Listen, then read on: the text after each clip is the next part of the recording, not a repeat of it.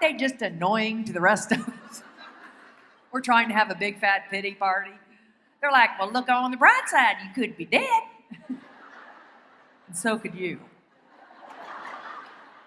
One can only hope that it will be soon. Negative emotions are part of the human experience. Anger, frustration, fear, we all feel them. But my point is we should allow negative emotions to be more like brief visitors and see what they're trying to teach us rather than just to move in as full-time residents. And really worse than the overly perky people are the pessimists. Now, I call them joy busters. You know the kind of people who can just suck the energy out of the room the minute they walk in? You just thought of somebody, didn't you? These are the kind of people, no matter how good your news is, they will find a way to rain on your parade, won't they? You could go up to one of these people and say, you're not going to believe this. I just won the $100 million lottery. And they just shake their head. You know you're going to have to pay taxes on that. You'll be lucky if you end up with 50 million. Somehow I'll make ends meet. So I know this won't come as a shock to you, but one of the biggest causes of stress is people. People, and they're everywhere, aren't they? On the highway, on our jobs, in our beds. I mean, the planet is literally infested with them. The one thing I've learned, and I know you know this, we cannot necessarily control what other people say and do, can we? We can only control what? Ourselves and how we react to what people say and do. Because people can be rude, can't they? I know, I don't have to tell you. And I don't even know if they mean to be, but they can say the most jaw-dropping things. They'll walk up to some young couple. When y'all get married, anyway? Or a newlywed couple. When y'all having a baby? Or somebody like me. Heard about your rash? Rude. Now, I'll give you an example. I wear glasses. I look around the room. I notice some of you folks are like me and you wear glasses. Now, if you see somebody wearing glasses, you can assume two things. Number one, we like to see like the rest of you. And number two, we've probably exhausted all of our other options. It's not really that we like having glass and metal and plastic hanging off our faces. But do you glasses folks ever get this?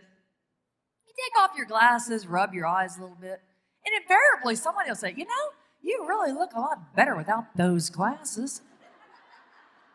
I just look at them and go, you know, so do you.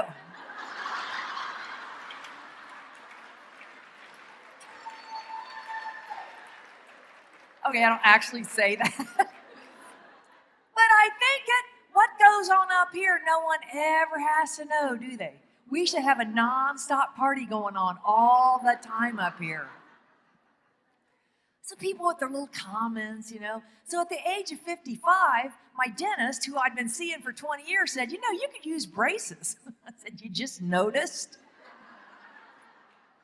But as you know, over time, things shift. And, you know, back when I was coming of age, hardly anybody got braces. I don't remember hardly any of my friends having braces. And I know my dad, how practical he was. I can imagine the dentist said, you know, she could use braces. And my dad said, well, can she eat all right? Yeah, she can eat. But, I mean, years down the road, she has some bite issues. Well, she can pay for it then. Just kick that can down the road. So I got braces. Anybody in the adult braces club? Oh, yeah, good times, right? You're in the waiting room with all the 12-year-olds. They're wanting to watch SpongeBob on the TV. You're like, guys, can't we watch The Young and the Restless? You're thinking, I'm pretty much watching The Young and the Restless right here.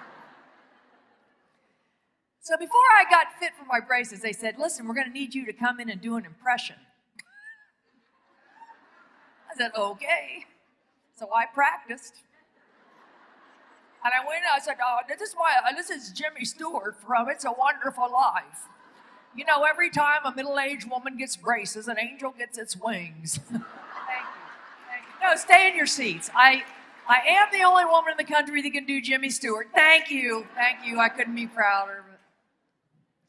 So 19 months later, of course, they're kind of on to me, and I have to be fit for my retainers. They go, hey, Kay, we need you to come in and do another impression. I said, okay. So I practiced. I did my impression of every woman that has ever sung the national anthem at the Super Bowl. They go on for days, don't they? I mean, it's kind of nice, they start singing, you go throw in a load of laundry, you come back, they're still singing, go run a 5K, So this is my impression of every woman that has ever sung the national anthem at the Super Bowl. Oh, say, can you see?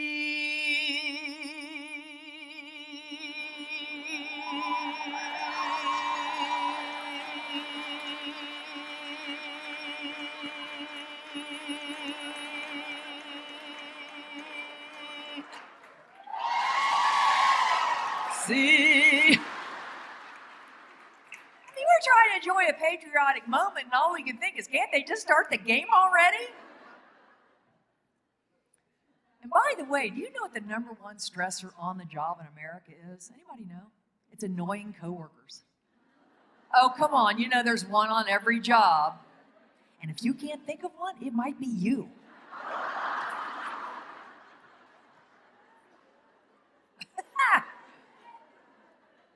We have to laugh. We have to take life seriously enough to realize that humor is all around us. And don't you think people are the funniest when they're not trying to be? Do you know people that mix up common words and phrases?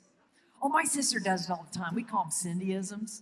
It's when she gets really exasperated. She'll say, Kay, I am telling you that woman is just not the sharpest tool in the sky. What? One time we were playing Scrabble. She goes, man, I got nothing. I am up a pole without a paddle. But people do it all the time. I do it. We all do it. I ran into this lady that was telling me that her niece had graduated from college, and she was really proud of her, as she should be. She said, she's really smart, too. She graduated Magnum P.I. I didn't want to correct her and say, ma'am, everybody knows it's Magna Carta.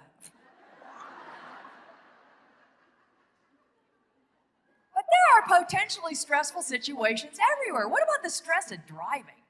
I used to weigh out the stress of not getting where I needed to be on time versus the stress of getting a ticket. You know what I finally learned? You just leave earlier. It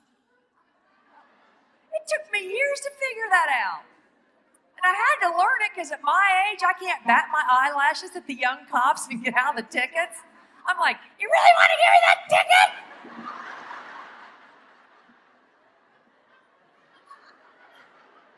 It's like, ma'am, you got something in your eye? Are you going to be okay to drive? Is there somebody we can call? Maybe a son, grandson, great-grandson? Just give me that ticket, you whippersnapper. I didn't think you gave tickets to pretty girls. We don't, ma'am. Sign here.